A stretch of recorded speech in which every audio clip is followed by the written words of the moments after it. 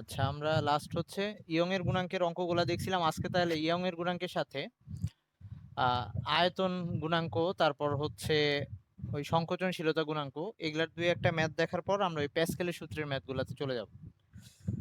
তো ওই আয়তন গুণাঙ্ক এইটার অঙ্কগুলা তুলনামূলক ছোট, কয়েকটা দেখাই দিই।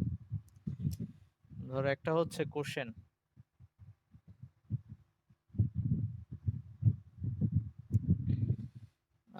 1.5 লিটার 1.5 লিটার গ্লিসারিন গ্লিসারিন এটার উপরে চাপ দেওয়া হয়েছে হচ্ছে 9.8 into 10⁵ newton per metre square. Newton per metre square চাপে 0.3675 ইন্টু 10⁻⁻6 মিটার কিউব এই পরিমাণ সংকুচিত হয়ে আসছে, সংকুচিত হয়।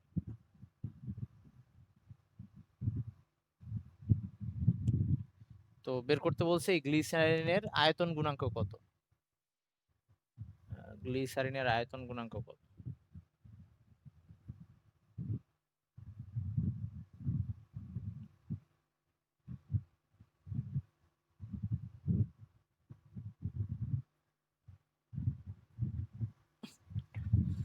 তো এগুলা স্থিতিস্থাপক গুণাঙ্কের সবগুলা সূত্র একই রকম ছিল। উপরে ছিল পীড়ন, নিচে বিকৃতি।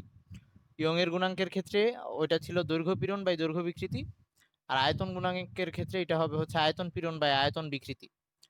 তো আয়তন গুণাঙ্ককে আমরা বি দিয়ে দেখাইতাম। সলভ, এটা হচ্ছে বি দিয়ে দেখাইতাম। উপরে থাকতো পীড়ন, নিচে হচ্ছে বিকৃতি। তো আমরা এই পীড়নটাকে এফ বাই এ বা আয়তনের ক্ষেত্রে এটাকে আমরা চাপ দিয়ে দেখাইতাম পি, আর নিচে হচ্ছে বিকৃতি। বিকৃতি ছিল হচ্ছে আয়তন কতখানি পরিবর্তন হয়েছে, তার মানে এখানে যেহেতু সংকোচন হয়েছে শেষ আয়তনটা বড়, আদি আয়তনটা ছোট, এই জন্য v minus v naught divided by আদি আয়তন, মানে এরকম পীড়ন বাই বিকৃতি এরকম ছিল। তো কোনটা কি মান এখানে দেওয়া আছে। হ্যাঁ, এই চাপ এটা হচ্ছে পি, পি হচ্ছে 9.8 ইন্টু 10⁵ এটা এসআই এককেই দেওয়া আছে, নিউটন পার মিটার স্কোয়ার বা প্যাসকেল। আর এতখানি সংকুচিত হয়েছে, তার মানে ভি মাইনাস ভি নটটা দেওয়া আছে, সংকুচিত হয়েছে V minus v not. V minus v not সেটা দেওয়া আছে হচ্ছে 0.3675 ইন্টু 10⁻⁻6 মিটার কিউব, এতখানি সংকুচিত হয়েছে। আর আদি আয়তন হচ্ছে এই যে 1.5 লিটার, এইটা হচ্ছে লিটার এককটাকে আমাদের মিটার কিউব এককে নেওয়া লাগবে। তো আদি আয়তনটা ভি নট এটা হচ্ছে 1.5, আর লিটার থেকে মিটার কিউবে নেওয়ার জন্য যে ইয়া ছিল 10⁻³ দিয়ে গুণ দেওয়া লাগতো, 10⁻³ মিটার কিউব। লিটারটাকে আমরা মিটার কিউবে নিয়ে গেলাম। এবার জাস্ট এখানে যদি এই মানগুলো আমি বসাই দিই, তাহলে বি এর মান যেটা আসবে আমি একদম ডিরেক্ট লিখে দিচ্ছি 4 ইন্টু 10⁹। একজন হিসাব করে দেখ এটাই আসে কিনা। 4 ইন্টু 10⁹। আর একক কি হবে, যেহেতু বিকৃতির কোনো একক নাই, চাপের যা একক, চাপের যা একক এটাও তাই আসবে, নিউটন পার মিটার স্কোয়ার। এটাই অ্যান্সার।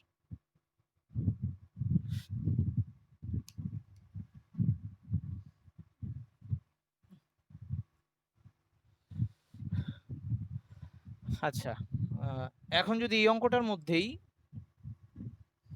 বলতো যে গ্লিসারিনের সংকোচনশীলতা গুণাঙ্ক কত, মানে এক্সট্রা আমি আরেকটা অ্যাড করে দিচ্ছি যে আয়তন গুণাঙ্ক কত সাথে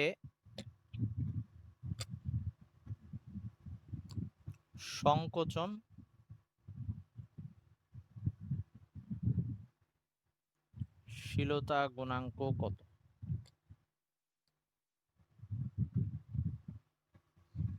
এটা যদি দিত তাহলে আমরা জাস্ট সংকোচনশীলতা গুণাঙ্ক যেটাকে আমরা কে দিয়ে দেখাইছিলাম সেটা ছিল 1/b, মানে এটার উল্টা। তাহলে এই পর্যন্ত বের করে পরে যখন ওই প্রশ্নটা করতে যাব তখন জাস্ট সংকোচনশীলতা গুণাঙ্ক হচ্ছে কে ইকুয়ালস টু হচ্ছে 1/b মানে এইটার উল্টাটা করব, এটাকে ইনভার্স করলে কত আসে আমি লিখে দিচ্ছি, 4 × 10⁹ ইনভার্স 2.5 × 10⁻10 2.5 × 10⁻10 এটা হচ্ছে সংকোচনশীলতা গুণাঙ্ক। আর এককটা চেঞ্জ হয়ে যাইতো, মানে এটা ছিল প্যাসকেল, এটা হয়তো pascal inverse, pascal inverse by যে নিউটন ইনভার্স মিটার স্কয়ার, এভাবেও লেখা যায়, যাই একই কথা। সংকোচনশীলতা গুণাঙ্ক বললে আমরা ফার্স্টে আয়তন গুণাঙ্ক বের করে এরকম ইনভার্স করতে পারি, অথবা এটারে উল্টায় লিখতে পারতাম, বিকৃতি উপরে পীড়ন নিচে, এরকম হইতো। আচ্ছা, তো এটা গেল। এরকম আরেকটা অঙ্ক, সেটা হচ্ছে একই টাইপের, বলা হয়েছে মুসলাম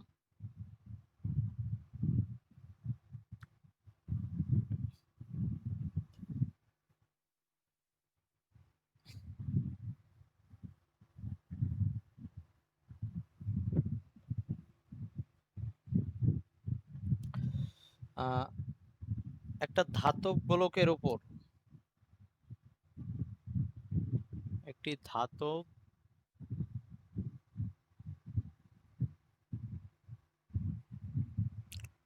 গোলকের উপর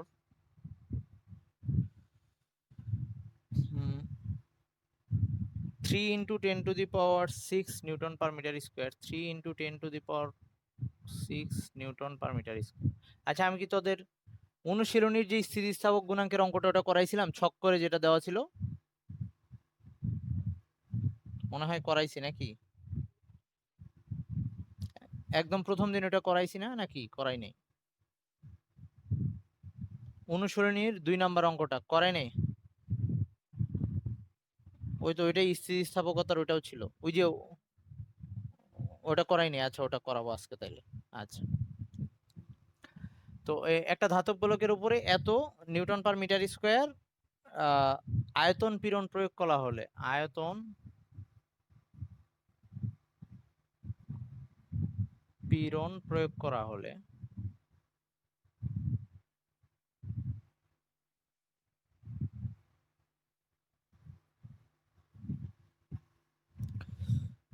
আয়তন বিকৃতি কত হবে এটা বের করতে বলছে। আয়তন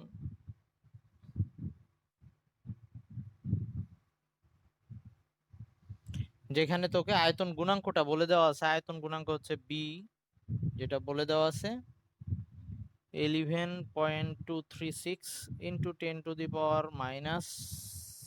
10⁻6 নিউটন পার মিটার স্কয়ার, এটা বলে দেওয়া আছে। তো সূত্র আগেরটাই, যে বি ইকুয়ালস টু ছিল পীড়ন বাই বিকৃতি, মানে উপরে চাপ নিচে হচ্ছে বিকৃতি। আর এই বিকৃতির ক্ষেত্রে ওই যে সংকোচন হবে, শেষ আয়তনটা বড়, আদি আয়তনটা ছোট, এই জন্য আমরা পজিটিভ আনার জন্য বড়টা থেকে ছোটটা বাদ দিচ্ছি। তো আমাদের এখানে পীড়ন বলে দেওয়া আছে, মানে হচ্ছে পি বলে দেওয়া আছে, এই যে বের করতে বলছে বিকৃতি, মানে এইটুক পুরাটা বের করতে বলছে, আর বি এর মান দেওয়া আছে। তাহলে জাস্ট এটা যদি বের করি আমরা, বিকৃতিটাই পুরাটা v minus v naught by v naught, এটাকে আমরা বিকৃতি বললাম।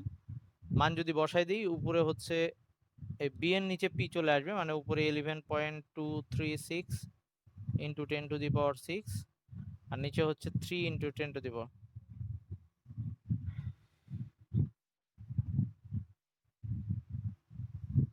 সরি উল্টা আসছে না, উল্টা লিখে ফেলছি,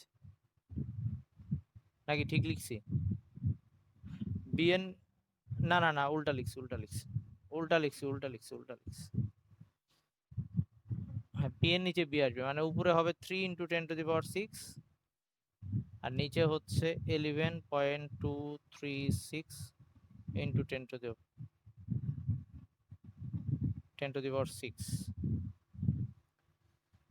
ওকে, তো এখন হচ্ছে তাহলে এইটার অ্যান্সারটা আসবে এরকম 0.267। তো বিকৃতি বের করতে বলছে, এটাকে এই পর্যন্ত রাখবে। যদি বলে যে কত পার্সেন্ট বিকৃতি হবে, যদি পার্সেন্টে দেখাইতে বলে, এটার সাথে 100 ইয়া করে দিতে, 100 দিয়ে গুণ দিয়ে পার্সেন্টে নিয়ে যাবো আর কি, তাহলে 26.7% এরকম হবে।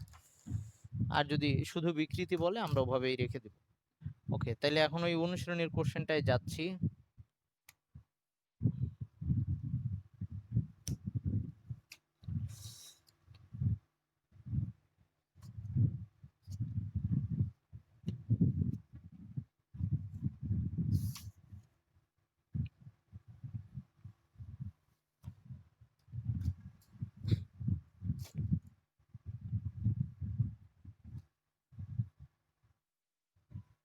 অনুশীলনীর কোশ্চেনটায় আমাদের 2 নাম্বার যে কোশ্চেনটা দেওয়া আছে, এখানে একটা উদ্দীপকের মধ্যে একটা ছক দেওয়া আছে, আমি ছকটা আঁকতেছি।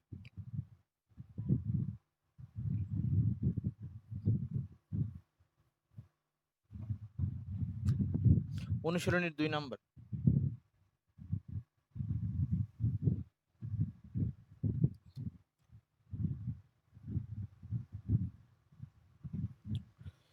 অনুশীলনীর 2 নাম্বার কোশ্চেন, ওখানে বলে দেওয়া আছে ছকটা এরকম, আমি আঁকতেছি। সেটা হচ্ছে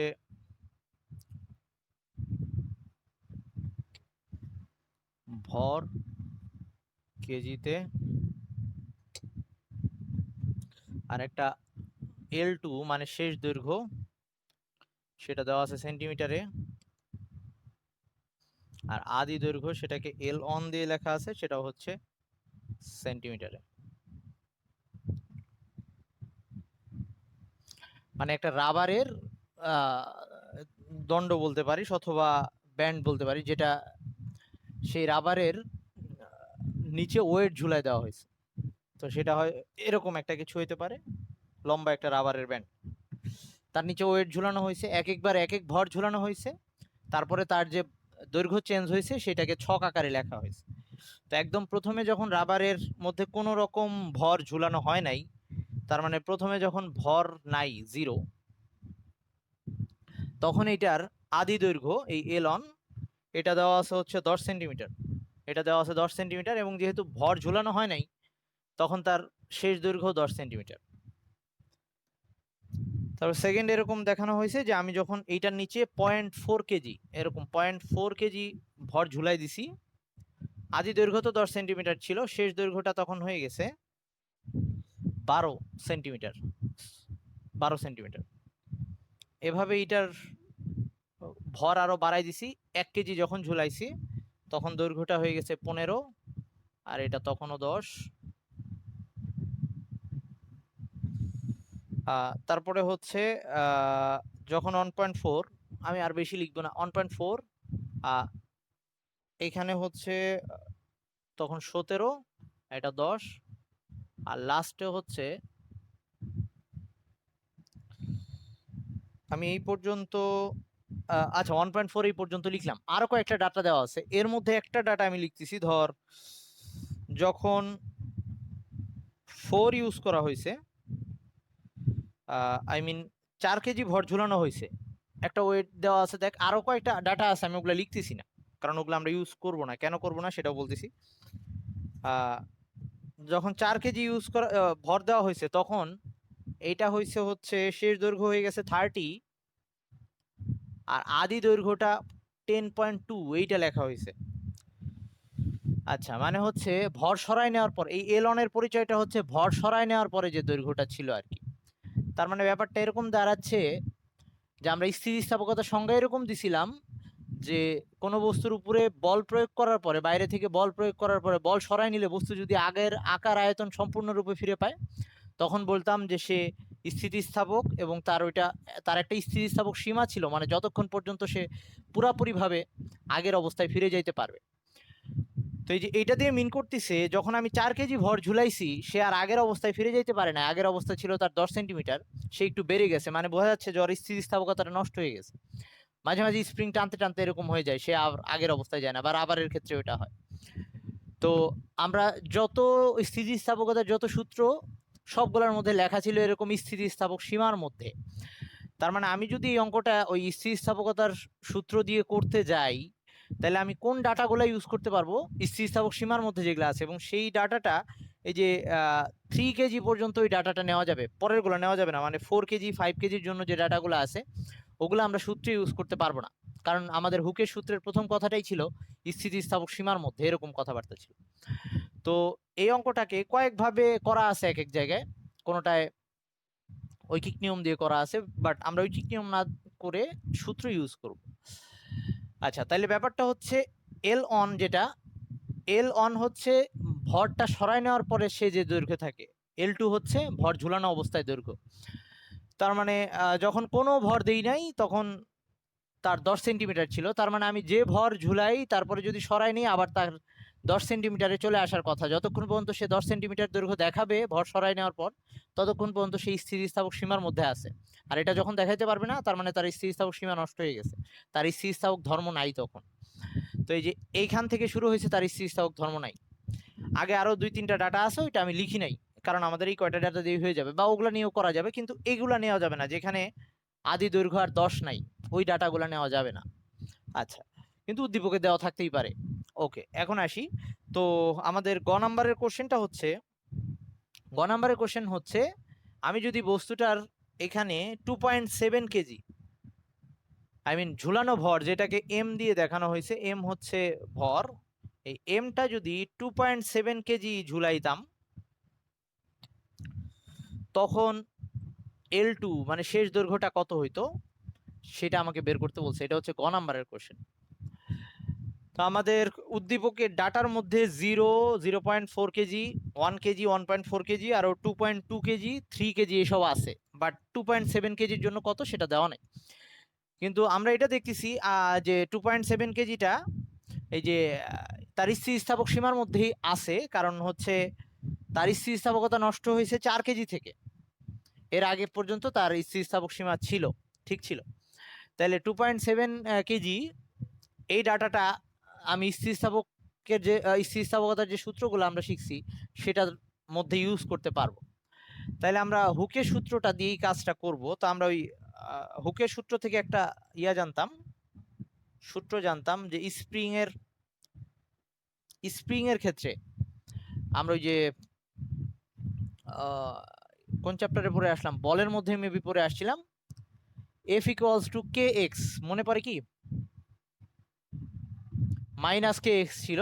আচ্ছা, ছিল এরকম যে প্রত্যয়নে বল, স্প্রিং এর ক্ষেত্রে, একটা স্প্রিং এর ক্ষেত্রে বল ধ্রুবক, ব্যাপারটা এরকম ছিল স্প্রিং এর ক্ষেত্রে। এটা শুধু স্প্রিং না, যে কোনো স্থিতিস্থাপক বস্তুর জন্যই খাটবে, রাবারের জন্য খাটবে। একটা স্প্রিংকে যদি আমি এফ বল দিয়ে টানি, ওকে, এফ বল দিয়ে টানি, আর এর ফলে যদি তার দৈর্ঘ্যটা ধরে এইটুক বেড়ে গেল এক্স পরিমাণ, তাহলে তখন এটা হচ্ছে আমার বল ছিল, স্প্রিংটা একটা ভিতরের দিকে বল দিত, সেটাকে বলতাম আমরা প্রত্যয়নী বল। তো আমি আমার বল দিয়ে বলতেছি, মানে এই এফটা এরকম ছিল, এই এফটা এই এক্স এর সমানুপাতিক ছিল, আই মিন যত দৈর্ঘ্য বাড়াইতে হবে স্প্রিং এর উপর আমার তত বেশি বল দিতে হবে, এরকম একটা ব্যাপার ছিল। আর মাইনাসটা কখন বলতাম, মাইনাসটা বলতাম স্প্রিং এর বল দিয়ে, এখানে আমি আমার বল দিয়ে বলতেছি, আমার বলের জন্য এটা প্লাস। তোরা ওই আগের চ্যাপ্টারের ইয়াটা দেখলে আবার মনে পড়বে, আর ওটা ভুলে গেলেও সমস্যা নাই, সহজ ভাষায় বলতেছি যে স্প্রিং এর ক্ষেত্রে আমি স্প্রিংকে বল দিয়ে টানার সময় যত বেশি দৈর্ঘ্য বাড়ানো লাগবে তত বেশি বল দেওয়া লাগবে। তার মানে এই যে বল, প্রযুক্ত বল সরণের সমানুপাতিক, বা এটা স্প্রিং না বলে যে কোনো স্থিতিস্থাপক বস্তুর ক্ষেত্রে যদি বলি, তাহলে ব্যাপারটা এরকম, প্রযুক্ত বল বিকৃতি সমানুপাতিক, এই এক্স দিয়ে বিকৃতি বুঝাচ্ছি কতখানি দৈর্ঘ্য বাড়লো। তাহলে আমরা যেহেতু রাবার ঝুলাইছিলাম, রাবারের ক্ষেত্রে এটা খাটবে প্রযুক্ত বল দৈর্ঘ্যের বা বিকৃতির সমানুপাতিক। মানে আমি যে রাবারটাকে ঝুলাই দিছিলাম এভাবে, এই রাবারকে আমি যত বল, এই নিচে যে বল, এই বলটা তো ওয়েট দিয়ে দিচ্ছি, এই ওয়েটটাকে আমরা এফ ইকুয়ালস টু এমজি লিখতে পারি। আর এর ফলে যদি এর দৈর্ঘ্য বৃদ্ধি এই যে এক্স পরিমাণ হয়, বা ওই যে দৈর্ঘ্য বৃদ্ধিকে আমরা L two minus L on এভাবে দেখাইছিলাম, তো দৈর্ঘ্য বৃদ্ধি যদি এটা যদি আদি দৈর্ঘ্য হয় এল অন হয়, আর দৈর্ঘ্য বাড়াটা তার যদি L two minus L on হয়, তাহলে আমরা এই স্প্রিং এর ক্ষেত্রে এটা লিখতে পারবো যে এফ, বা এফ এর জায়গায় বসাইলাম এমজি প্রপোর্শনাল টু এক্স এর জায়গায় বসাইলাম L two minus L on, মানে দৈর্ঘ্য বৃদ্ধির সাথে প্রযুক্ত বল সমানুপাতিক হবে। তো আমরা এখানে একটা সমানুপাতিক ধ্রুবক আনতে পারি, এখানে একটা সমানুপাতিক ধ্রুবক আনতে পারি এবং সেইটাকে আমরা বল ধ্রুবক বলতাম, আগেই লেখা যাইতো। এখানে একটা কে নিয়ে আসলাম, L2 মাইনাস L1। এইটুক নিয়ে কারো কোনো কোশ্চেন আছে কিনা? আচ্ছা, এখন এই যে এই সমীকরণটা পাইলাম, এইটা হচ্ছে ভর, এই যে এই ভরটা হচ্ছে ঝুলানো ভর, এটাকে আমি বড় হাতের এম লিখতেছি, কারণ আমাদের কোশ্চেনে সেটাকে বড় হাতের এম দিয়ে দিছে, তো আমরা এটাকে বড় হাতের এম দিয়ে দেখাইলাম। এখন যতক্ষণ পর্যন্ত এই স্প্রিংটা স্থিতিস্থাপক সীমার মধ্যে আছে, আই মিন তার আদি দৈর্ঘ্য যতক্ষণ পর্যন্ত 10 আছে, ততক্ষণ পর্যন্ত সে এই সূত্রটা মানবে। আই মিন যে ভরই ঝুলাবো তার সাথে এরকম এই সমীকরণটা সত্য হবে। তো এই কে এর মানটা ওই পুরা যতক্ষণ পর্যন্ত সেই স্থিতিস্থাপকতার সূত্র মানতিছে, আই মিন স্থিতিস্থাপক সীমার মধ্যে যতক্ষণ পর্যন্ত সে আছে, এই কে এর মানটা একই হবে বারবার, কারণ কে একটা ধ্রুবক। তো আমরা আগে এই কে এর মানটা বের করে নিই। তো আমরা এখানে জানা মান বসাই দিয়ে আগে কে এর মানটা বের করে নিই। যেমন ধর আমরা এখানে এম, যে কোনো একটা, তুই এটা নিতে পারিস, এটা নিতে পারিস, এটাই তো দৈর্ঘ্য কোনো চেঞ্জ হয় না। আমরা এইটা এইটা এইটা মানে যেটা যে কোনো একটা নিব, কিন্তু যেইটা নিব সেটার ডাটা, যে ভর নিব তার ডাটাগুলাই নিব, এরকম একটা ব্যাপার। তাহলে ধর আমি এটা নিলাম যে ভর 1 কেজি বসাইলে তখন L2 আসে 15, আর আদি দৈর্ঘ্য এটা আসে 10 সেন্টিমিটার, তাহলে তখন কে এর মান কত আসে এটা আগে আমি বের করে নিই। তাহলে আমরা প্রথমে কে এর মানটা পরে আবার বের করবো। হ্যাঁ, L2 না, ওই যে L2 তো একবার এখানে জানি, এই যে L2 এই ডাটা, পরের বার আবার যখন L2 বের করব তখন কে এর মানটা বসাই দিব, সেটাই আর কি। তো আমরা এখন ফার্স্টে এটা করে নিই, এটাকে 1 নাম্বার সমীকরণ দিয়ে রাখলাম। তো এখন এইখানে m ইকুয়ালস টু বসাচ্ছি ধর 1 কেজি, 1 হতে এইখানে 1 কেজি যখন, আর জি হচ্ছে 9.8, আর ওখানে কত ছিল কে বের করব, আর L2 হচ্ছে 15 আর 10, 15 মাইনাস 10, কে এর মানটা কত আসে কেউ একজন হিসাব করতো?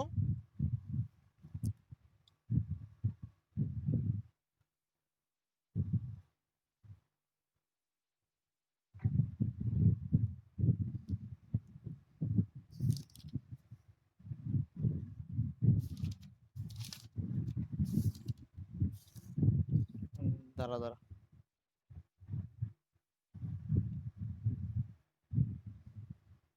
কত আসছে রে? 0 পয়েন্ট, এই সবারই কি তাই আসছে?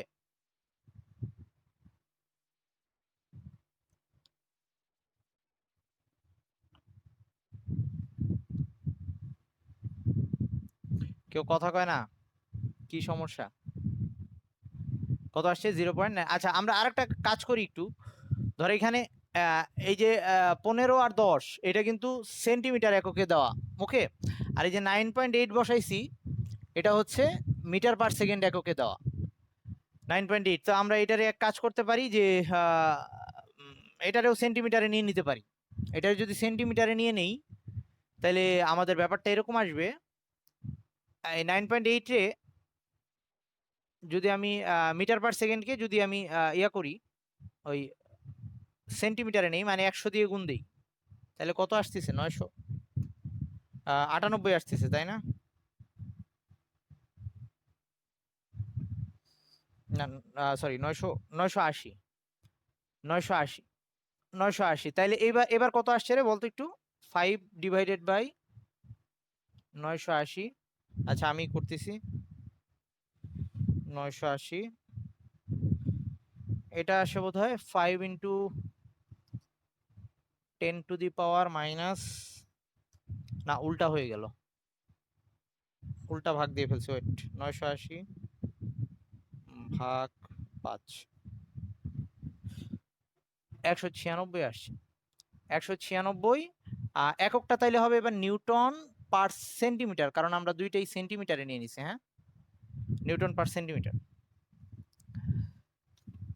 কে এইখানে যে এটা সেন্টিমিটারে ছিল, তো আমরা এটা করতে পারতাম, এটাকে মিটারে নিয়ে নিতে পারতাম, এটা মিটার থাকতো, বাট ওটাকে আমি সেন্টিমিটারে রেখে এটাকে সেন্টিমিটারে নিছি 9.8 যেটা ছিল, তো এটা 980 হয়ে গেছে।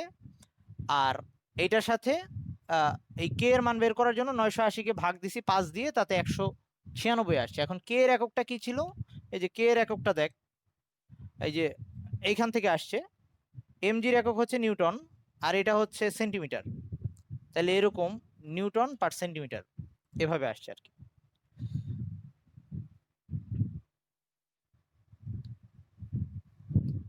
আচ্ছা, তাহলে এবার আমরা ইয়াতে যদি এই কে এর মানটাকে আবার এটা এরকম ইসের মধ্যে বসাই দিব, এই সূত্রের মধ্যে আরেকবার বসাই দিব। কি করব এখন, এটাকে ধর এম এর মান ছিল হচ্ছে 2.7 বসাইতে হবে এবার আমার, ওই জি এর মান আগের মতোই 9.8 বা ওই 980 বসাবো। আর হচ্ছে কে এর মান জানি, এইটা বসাবো, L2 মাইনাস এল এর মান 10, সেটা আদি দৈর্ঘ্য, L2 বের করা লাগবে আমার, এবার L2 বের করা লাগবে। সো একই সূত্রকে আরেকবার ইউজ করতেছি। তো এখন জাস্ট আবার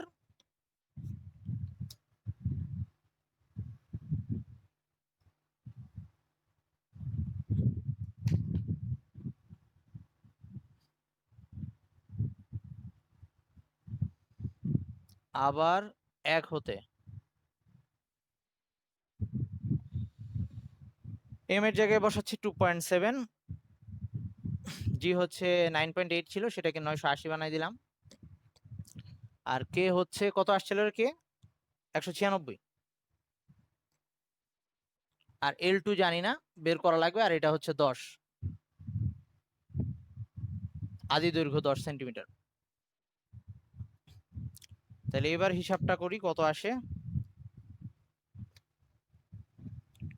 ইন্টু 2.7, 980 ইন্টু 2.7 ভাগ 196, আর হচ্ছে প্লাস কি হলো, ওয়েট, 980 ইন্টু 2.7 ভাগ 196।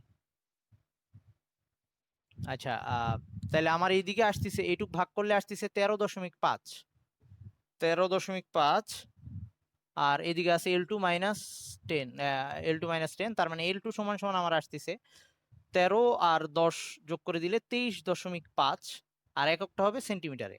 এই ফাইনাল অ্যান্সার, এই হচ্ছে আমাদের অ্যান্সারটা, যে 23.5 সেন্টিমিটার হবে তখন শেষ দৈর্ঘ্য। আই মিন যখন আমরা ভরটা সরাই নিব। অঙ্কটা কি কঠিন লাগছে?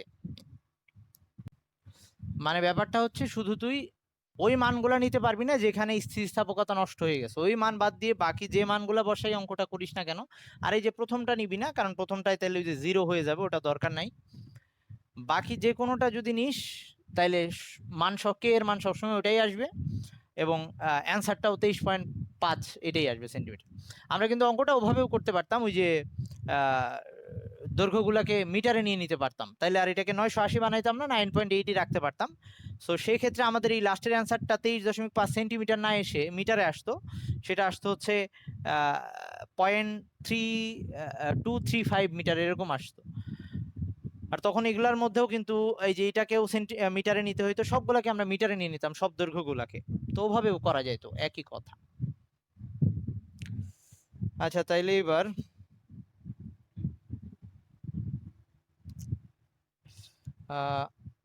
আমরা একটু প্যাসকেলের সূত্রের অঙ্কে চলে যাই।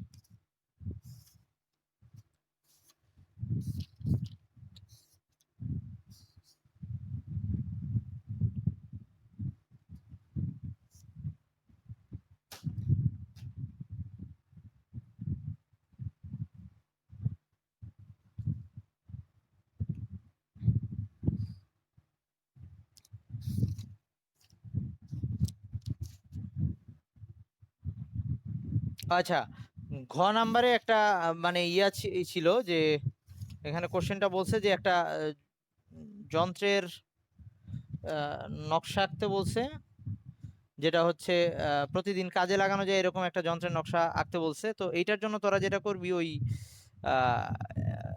এই যে ইসের যে কোনো গাইড বা টেস্ট পেপারে বা এটা প্র্যাকটিক্যালের মধ্যেও ইউজ করার কথা তোদের, তো যেটা দেওয়া আছে ওটা দেখলেই হবে। ওই কিছু এরকম নিক্তি দেওয়া আছে, পরীক্ষায় আসে না এগুলা, নর্মালি ম্যাথই আসবে। সো এমনি ম্যাথ দিলেই হবে, সমস্যা ম্যাথই পড়িস, এগুলা ওরকম আসবে না। আচ্ছা এবার আসি তোদের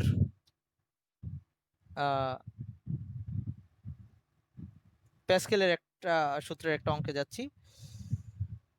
তো এইখানে রাজশাহী বোর্ড 2019 এটার একটা ম্যাথ, সেটা একটু দেখাই।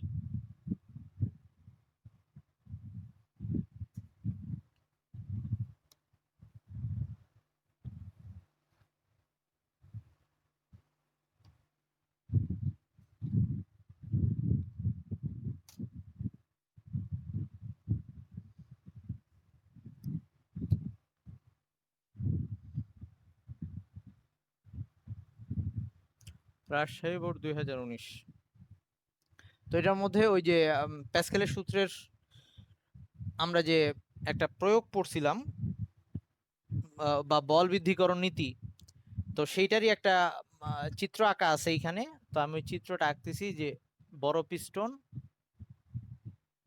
আর এরকম ছোট পিস্টন। আচ্ছা এটা হচ্ছে ছোট পিস্টন আর এটা হচ্ছে বড় পিস্টন।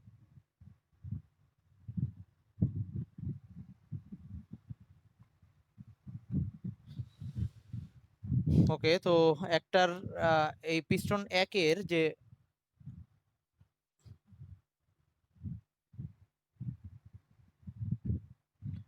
এইটার ক্ষেত্রফলটা বলে দিছে A1, যেটা এটার ক্ষেত্রফল বলে দেওয়া আছে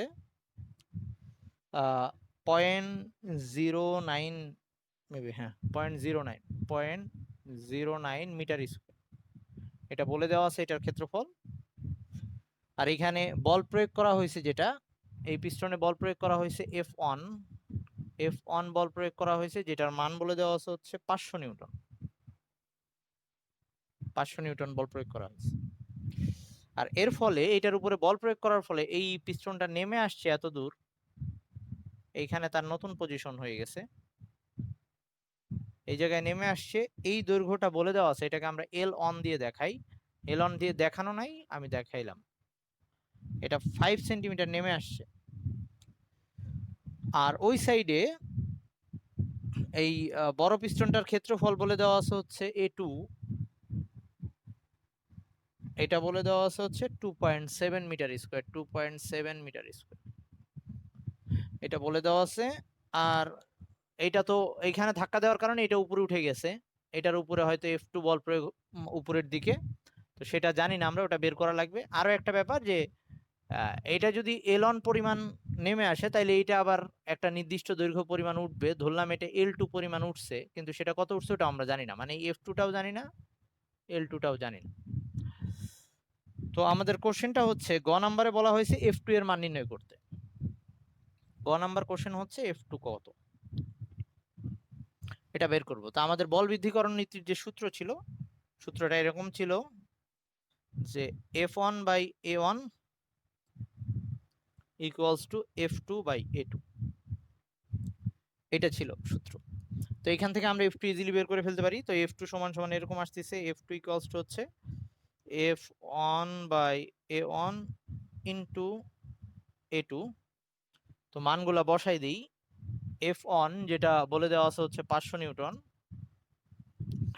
A1 সেটা 0.09 মিটার স্কোয়ার, 0.09 মিটার স্কোয়ার, আর A2 বলে দেওয়া আছে 2.7 মিটার স্কোয়ার। তাহলে এটা যদি হিসাব করি তাহলে আসবে হচ্ছে 15,000 নিউটন, 15,000 নিউটন এটা আসে।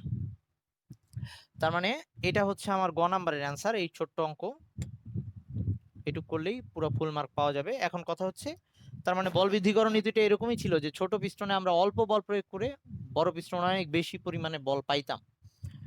তো এখানে আমরা তাই দেখতেছি যে মাত্র এখানে 500 নিউটন বল দিছিলাম, ওখানে আমরা 15,000 নিউটন বল পাচ্ছি, মানে প্রায় 3 গুণ বেড়ে গেছে বল।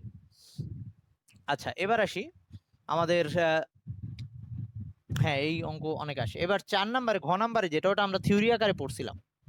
তো এটাই এখানে ম্যাথমেটিক্যালি প্রুফ করতে বলছে যে উভয় পিস্টনে কাজের পরিবর্তন হয়েছে কিনা এটা আমার দেখাইতে হবে। আমরা দেখছিলাম যে এই কোশ্চেনটাকে এভাবে বলতে পারে যে এখানে শক্তি সংরক্ষণশীলতা মানছে কিনা সেটা দেখাও। তার মানে আমাদের যেটা বের করা লাগবে যে বড় পিস্টনে যা কাজ হয়েছে ছোট পিস্টনে যা কাজ হয়েছে দুইটা সমান, এটা দেখান লাগবে। তো ঘ নাম্বারের কোশ্চেনটা হচ্ছে এটা। আমরা এই ডাটাটা কিন্তু ঘ নাম্বারে আবার ইউজ করব, 15,000 নিউটন যেটা, এটা থাকুক। তো ঘ নাম্বারের কোশ্চেন হচ্ছে উভয় পিস্টনে কাজ সমান কিনা, উভয় পিস্টনে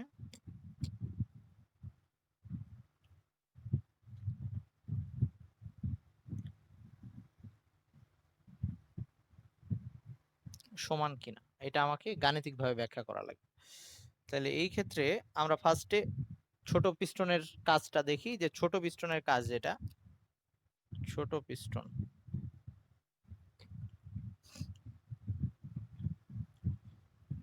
উদ্দীপকে যদিও পিস্টন অন পিস্টন টু এভাবে বলা আছে, আমি ছোট পিস্টন লিখলাম। ছোট পিস্টনের ক্ষেত্রে W1 কাজ সমান সমান ছিল বল ইন্টু সরণ, তাইলে F1 আর সরণ এটা নেমে আসছে L1 পরিমাণ, L1 ওকে, বল ইন্টু সরণ। তো আমরা F1টা ছিল হচ্ছে 500 আর L1 হচ্ছে দৈর্ঘ্য, তো দৈর্ঘ্য 5 সেন্টিমিটার, এটাকে আমরা মিটারে নিব, মানে হচ্ছে 5 × 10⁻², এত জুল। তাইলে এইটা যদি হিসাব করি তাইলে আসবে মেবি 25 জুল, এটা আসবে 25 জুল। হ্যাঁ, তো এখন আমাকে দেখাইতে হবে যে বড় পিস্টনেও সেম কাজ হয়েছে, মানে W2 এর মানটাও 25 জুল আসবে। তো সেটা এখন দেখাবো আমরা। তো বড় পিস্টনের ক্ষেত্রে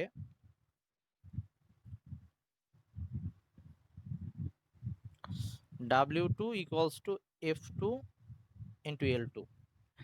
তো আমরা F2 এর মান অলরেডি আগেরটাই বের করে আসলাম 15,000। L2 কিন্তু এখনো জানি না, তো L2টা আমাদের বের করে নিতে হবে। এই যে L2টা জানি না, তো এটার জন্য আমরা একটা জিনিস পড়ছিলাম আর কি, এটা দেখে আসছিলাম যে এইখানে যে তরলটা আছে, এইখানে যে পরিমাণ যে আয়তনের তরল এখানে নেমে যাবে, ওই সাইডে সেম আয়তনের তরল উঠবে।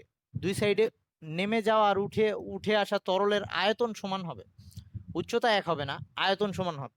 আই মিন এখানে একটু বেশি পরিমাণে তরল নেমে যাবে, কারণ জায়গাটা চেপে আছে, আই মিন প্রস্থচ্ছেদের ক্ষেত্রফল অল্প, ওখানে একটু অল্প পরিমাণ তরল উঠবে, কিন্তু দুইটার আয়তন সমান সমান হবে, মানে দৈর্ঘ্যের দিক দিকে সেটা অল্প পরিমাণে উঠবে।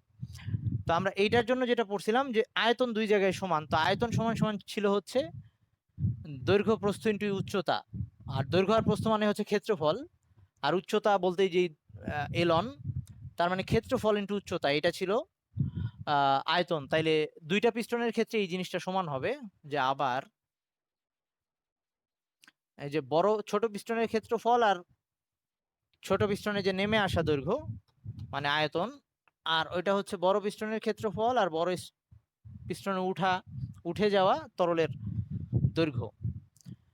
তো এই যে এই দুইটা জিনিস সমান হবে গুণ করলে, আই মিন আয়তন, দুই আয়তন সমান। তাহলে এইখান থেকে আমরা A1 ছিল হচ্ছে 0.09 আর L1 হচ্ছে কত ছিল 5 সেন্টিমিটারেই রাখি আপাতত, তো 5 রাখলাম, মিটারে নেই কিন্তু। আর A2 হচ্ছে 2.7 আর ওটাকে L2 বের করব, L2টা সেন্টিমিটারে আসবে, সেন্টিমিটারে কত আসে দেখি, 0.09 × 5 ভাগ 2.7, এটা আসছে L2 হচ্ছে 0.166 মানে 7 এরকম আর কি, 1666 এরকম আসে। তো আমি এভাবে লিখলাম আর কি। তো এখন এটা সেন্টিমিটারে আছে, এটাকে আবার আমরা মিটারে এনে এখানে বসাই দিই। তাহলে এটা ছিল 15,000, এটা ছিল 15,000 গ নাম্বার থেকে পাইছিলাম, আর L2 হচ্ছে 0.1667 × 10⁻² মিটারে নিয়ে গেলাম। তাহলে এবার কত আসে দেখি,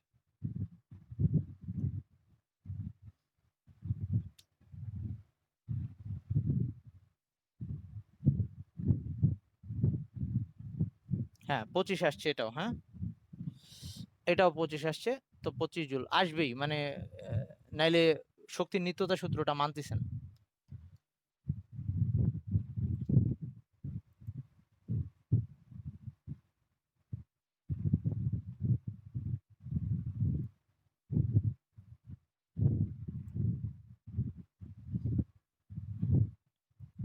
কি রে?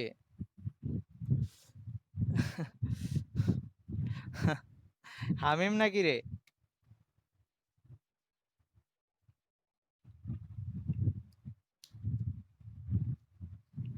বুস্টার আশেপাশে। আচ্ছা শোন, তাইলে তাইলে আমরা এখানে অ্যান্সারটা এভাবে লিখবো, সরি অ্যান্সারটা এভাবে লিখবি না, অ্যান্সার এভাবে লিখবি যে অর্থাৎ উভয় পিস্টনের কাজ সমান হবে, ওইটা দেখাবো আর কি। ওভাবে অ্যান্সার লিখবো না, অ্যান্সারটা ওরকম বলে দেওয়া লাগবে বা অর্থাৎ শক্তির নিত্যতা সূত্র মানবে। আচ্ছা, আর দুই একটা এরকম অঙ্ক দেখাই। ধর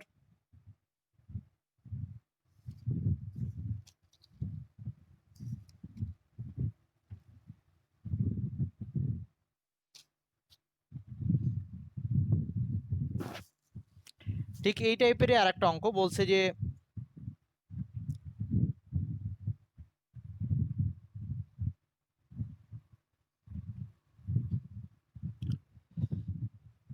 আচ্ছা এটাই হয়তো আজকে আমাদের লাস্ট অঙ্ক হবে।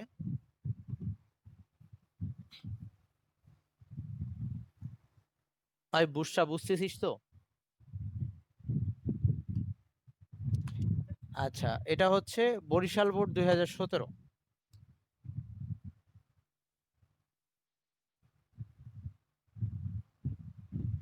এই টাইপেরই মোটামুটি এরকম একটা ছোট পিস্টন আর ওই সাইডে বড় পিস্টন।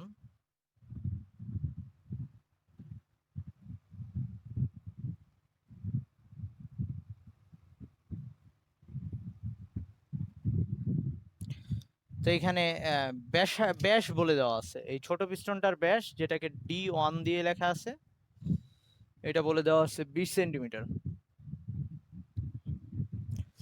আর ওই সাইডে বড় পিস্টনটার যে ব্যাস সেটা D2 40 সেন্টিমিটার। আর এইখানে একটা লোহার গোলক নাকি যা হোক একটা গোলক রাখা আছে এখানে, এখানে একটা গোলক রাখা আছে, সেই গোলকটার ব্যাসার্ধ বলে দিছে, গোলকটার ব্যাসার্ধ হচ্ছে আর সেটা হচ্ছে 5 সেন্টিমিটার। গোলকটার ব্যাসার্ধ হচ্ছে 5 সেন্টিমিটার। আর এটা কি তরলের ঘনত্ব না গোলকের ঘনত্ব? এটা গোলকের ঘনত্ব দেওয়া আছে, গোলকের ঘনত্ব দেওয়া আছে, এই গোলকটার ঘনত্ব দেওয়া আছে 10,500 কেজি পার মিটার। এই হচ্ছে মোটামুটি ডাটা উদ্দীপকে। তো এইখানে বলছে যে তোর একটু ওয়েট,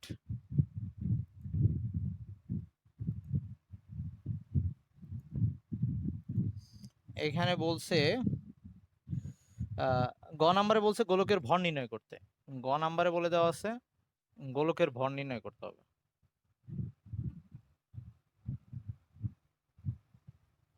গোলকের ভর কত? তো আমরা নর্মালি ঘনত্বের সূত্র অনুযায়ী জানি যে ঘনত্ব হচ্ছে m/v, ভর বাই আয়তন। তো এইখান থেকে আমরা গোলকের ভরটা বের করে নিতে পারবো। তো রো হচ্ছে ঘনত্ব, সেটা দেওয়া আছে 10,500, গোলকের ভর বের করবো m, আর ভি গোলকের আয়তন। গোলকের আয়তনের সূত্র হচ্ছে, তোরা জানিস কিনা আগে বলছিলাম, 4/3 পাই আর কিউব, মানে ব্যাসার্ধ যেটা। তো 4/3 পাই আর কিউব, এটা হচ্ছে পাই।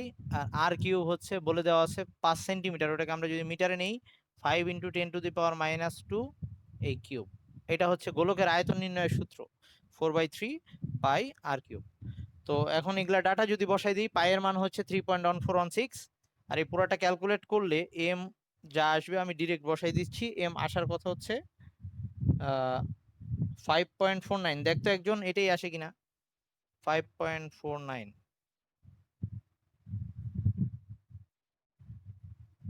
আচ্ছা হ্যাঁ, 49 কেজি।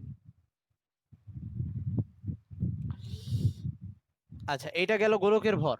এবার ঘ নাম্বারের কোশ্চেনটা হচ্ছে যে ছোট পিস্টনে আমি 15 নিউটন বল প্রয়োগ করব, আমি এখানে 15 নিউটন বল প্রয়োগ করব। আমাকে, ওয়ালাইকুম আসসালাম, কে আসছিস? সুরভি, আচ্ছা থাক, ওয়েট, একটু ওয়েট কর।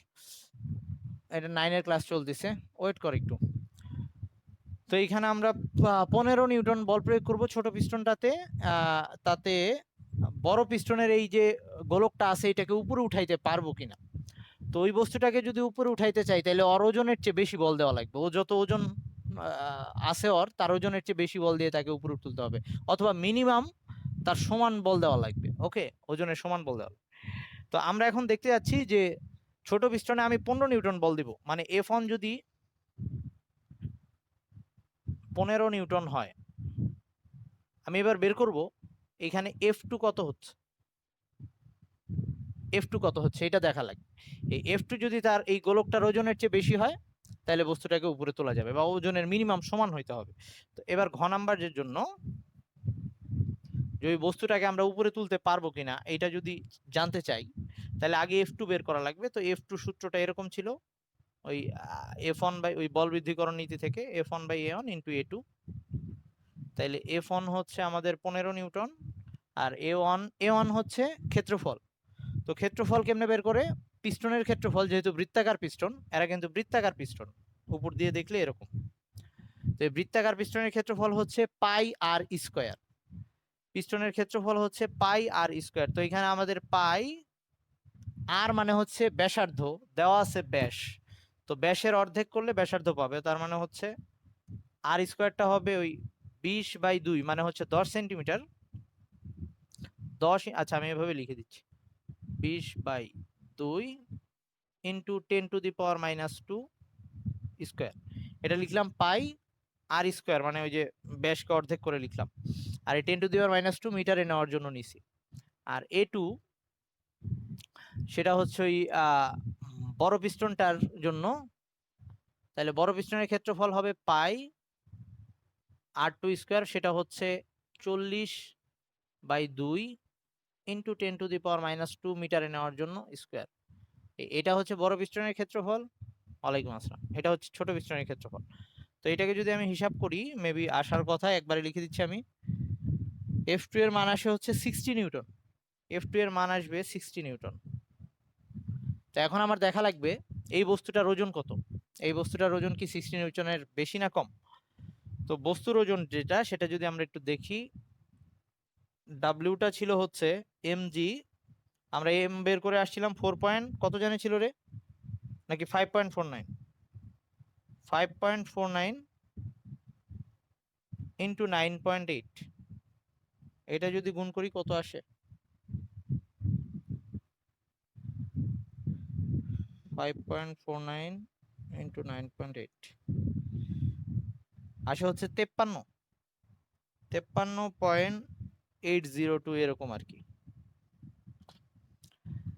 তাহলে আমরা দেখতেছি F2 এর মানটা এই W এর চেয়ে বেশি, বস্তুর ওজনের চেয়ে বেশি। তাহলে অ্যান্সারটা এরকম হবে, যেহেতু F2 গ্রেটার দেন W, সুতরাং ওই বস্তুটাকে উপরে তোলা যাবে, বস্তুটিকে ওঠানো সম্ভব।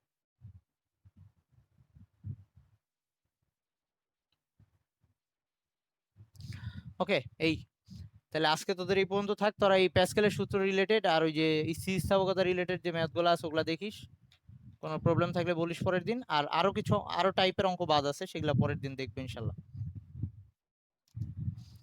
আচ্ছা, না হোস তুই এই যে ইয়ে বানাই দে, এইখানে একজনকে বানাই দে, তুই হচ্ছে যে আবিরকে বানাই দে, লুসিফার আবির। এই আবির আসিস? ওকে ওকে বানাই দে। ওয়ালাইকুম আসসালাম। ওয়ালাইকুম আসসালাম।